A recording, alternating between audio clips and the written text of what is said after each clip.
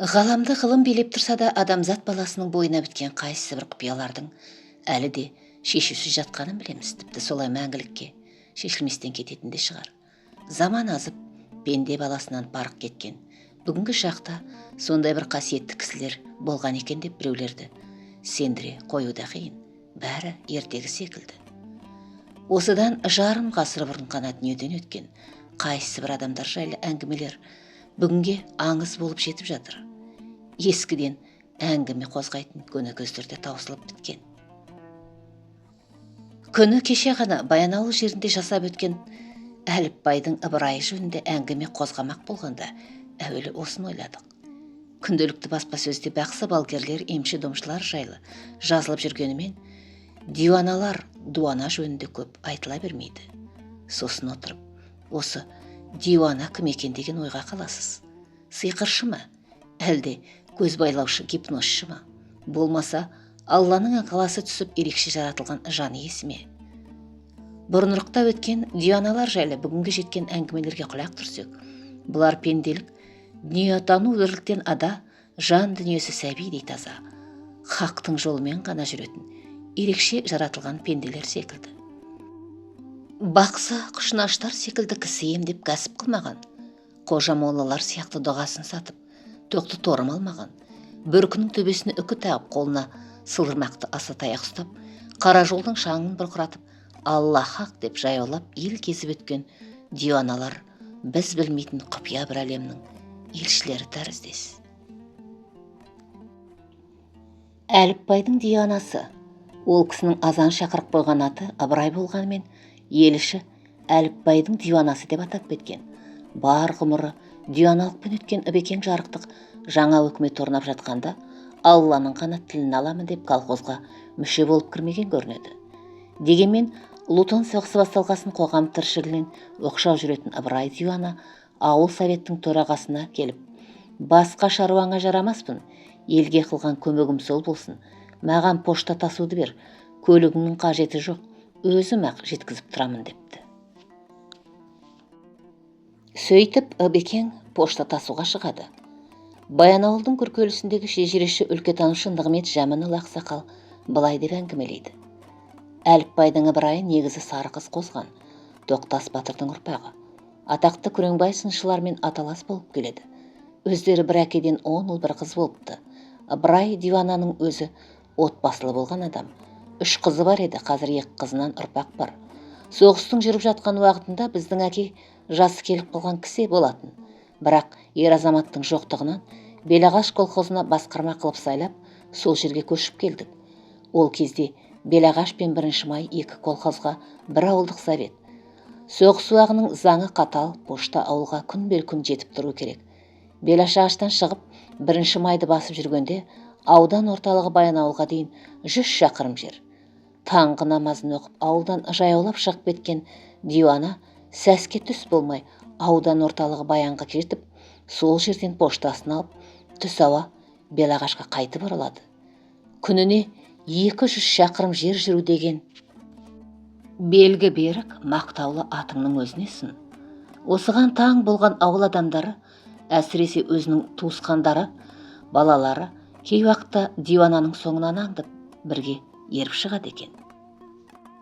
Аса таяғын ұстап, қоржынын иығына асқан диуана Алла хақ деп қойып, ақыры бүргектеп қырдан асып кете барады. Соңынан іле шыққандар жаңағы қыратқа көтерілсе, диуана ізім қайым жоқ. Аспанға ұшып кетті ме, жер жұтты ма, оны ешкім білмейді. Қыстың күндері де соңынан бірге шығып аңдып көріпті. Сонда ақ қардың үстінде әр жерден бір түскен табанның ізін ғана көреді екен. Бірде 1 май колхозының басқармасы Иманбеков Хамзе деген адам ауданға кетіп бара жатқан диуанаға: Баяндағы сырқаты бар бір туысым бұлауға түсуге қажет еді, жарты қап сулы ала кетіңізші депті. Жарайды қарағым деп сөзге келмеген диуана қапты иығына салып алып жортып жүре береді. Дегенмен ол қырасып кеткесін Хамзе әрі-бері ойланып, қой, жаяу жүрген адамға сулар қалатқаным дұрыс болмас, өзім жеткізіп берейін деп, Топайкөк деген өзінің мақтаулы атына мініп соңынан қуа шығады. Қырға көтерілсе, диуана көрінбейді. Жарты жолға барады, диуана жоқ. Осы кісі адасып кеткен жоқ па деп артына бұрылып та қарайды, көрінбейді. Ақыры сол жүріспен баяндағы туысының үйіне барса, диуана сол жерден шайын ішіп болып шығып келеді екен. Жарты қапсулының шамамен 15-20 келі салмағы бар десек, ол жаяу адамға аз жүгіз емес. Сонда Ыбырай диуана соны 100 шақырым жерге бірер сағаттың ішінде қалай жеткізді? Аспанмен ұшып барды ма? Оны қолдап жүрген қандай белгісіз күш? Ол жағы бізге жұмбақ. Белгілі баянауылдық тарихшы өлкетанушы Алтынбек Құрманов өз әкесі Жұмат Ақсақалдан естіген төмендегі әңгімені айтады. Бұл бертін 60-шы жылдардың ішінде болған оқиға. Біздің үйде Құрманның қара аты дейтін жүйрік қара ат болды. Әкем Қарқаралының Қоянды совхозында тұратын бір ағайындардың халын білмекке осы қара атты мініп жолға шығады. Маяжонның тұсынан өте бергенде мойнына асқан қоржыны бар, ақ көйлек дамбал киген бір қария қуып жетіпті. Амандасқасын, апырмай қарағым, атың тым тәуір екен, әрең қуып жеттім дейді. Әлгі адамға жақындағысы келмей қара ат қорыс-қорыс үріккен дейді. Әрі-бері жөн сұрасқан атам оның Әліпбайдың диуанасы екенін біліп, ақсақал, атқа сіз мініңіз, мен жетектейін, тым болмаса мінгесіңіз депті. Жоқ шырағым, рахмет, Алла сәтін салса аяңдап өзімде жетем ғой, жолың болсын жүре бер дейді. Сөйтіп 4-5 қырасып кеткен әкей сусын ішпек болып Тоқты қыстау деген қыстаққа бұрылады. Барса қойларына қасқыр шапқан 2 қойшы тас талқан болып төбелесіп жатыр да, қашан жеткені белгісіз Ыбырай диуана әлгі екеуін арашалап жүр дейді. Бұл жерден сусын болмасын білген әкей әрі қарай жүре береді. Біраздан соң диуана тағы қуып жетіпті. Апырмай, мыналар бір құдайдан безгендер екен, арашалаймын деп едім, өзімді төмпештіп тастай жаздады деп, жаңағы 2 қойшыға кейіп жүр дейді. Әкей диуанамен қоштасып әрі қарай кетіп, жолдағы ауылда атамның танысы Ақсақ Әйткен деген кісінің үйіне соқса, Дуяна сол жерде шайын ішіп жайбарақат отыр екен. Қашан қалай жеткені белгісіз. Әліпбайдың Ыбырай жайлы кезінде күрестен КСРО чемпионы болған өңірге танымал азамат Зейнолла Сыздықов ағамыздың әңгімесі. Ол кезде Екібастұздың дүркіреп қайта ашылып жатқан кезі. Өндірісте қазақ жұмыскерлері аз, көбісі келімсектер сотталып жазасын өтеп жүргендер. Әлесімде Баянауылдан қоныс аударып келген 48 үй болатынбыз. Қай жақтан қалай жететіні белгісіз, кей уақытта ағайынның амандығын білмекке диуана атамыз соғып кететін еді. Қолында сылдырмақ асатаяғы, бас киімінде үкісі болады, аяғында кебіс мәсі. Ондайды көрмеген ел жұрт таң қалып қарайтын. Бір топ бала шуылдасып соңында жүреміз. Мені алдына салып алып үйді аралап шығады. Бірақ бір жерде байыздап отырып тамақ ішпейді. Дастарханнан бірдеңе татқан болады да, Алла хақ деп шығып жүре береді. Бір ғажабы, бұл кісі темір жол мен паровоздан қатты қорқушы еді. Паровозды көргенде астапыралла, сайтан келе жатыр деп жанын қоярға жер таппайтын. Сосын Баянға қарай қайтарға жетектеп темір жолдан өткізіп жіберем. Одан кейін көзден ғайып боп жүре береді. Тағы бір ғажабы, бұл кісі жүргенде аяғы көзге көрінбейтін секілді болатын. Диуана атамыз жайлы ел ішінде түрлі әңгіме көп. Менің есімде қалғаны осы деді Зейноллаға. Осы Ыбырай диуана жөнінде Баянауылдан шыққан белгілі ғалым геолог Қалкен Жәміновтің естіген әңгімесі. Соғыс уағында 100 шақырым жерге күнде-күн жаяу қатынайын деген Биянаның әңгімесі Баян еліне тез тарайды. Бұндайды қалт жібермейтін аудандық милиция осы шал елді алдап жүрген шығар. Тексерейік деп бірде пошта алып ауылға қарай шыққан диуананың соңына түседі. Бірақ қалың ағаштың ішінен өте бере көз жасып қалыпты. Әрі-бері қарап таба алмағасын, бұл бізден тығылып қалған екен, не болса да ауылына барып тосып алайық деп тартып кетеді. Түс ауа аттарын қан сорпа қылып бел ағашқа келсе, диуана қолында құманы бар дәрет алып жүр дейді. Өзін қуып келген милицияларды көріп, қарақтарым аттан түсіңдер, сендерге шай дайындатып қойдым, шөлдеріңді басыңдар деп жік шапар болады. Диуананың жай адам емес екеніне милицияның сосын барып көзі жеткен екен. Қалекең ағамыз өз мақаласында кезінде Төртқұдық кенішінде тұрған Төлеуов Қияш ақсақалдың әңгімесін келтіреді. Төлеуов Қияш деген кісінің сүйегі қозған, көп жылдар Төртқұдық кентінде поселканың советтік төрағасы болған. Соғыс аяқталған жыл еді, депті Қиекең. Аудандық партия комитетінде нұсқаушымын. Астымда мақтаулы жүйрік атым бар.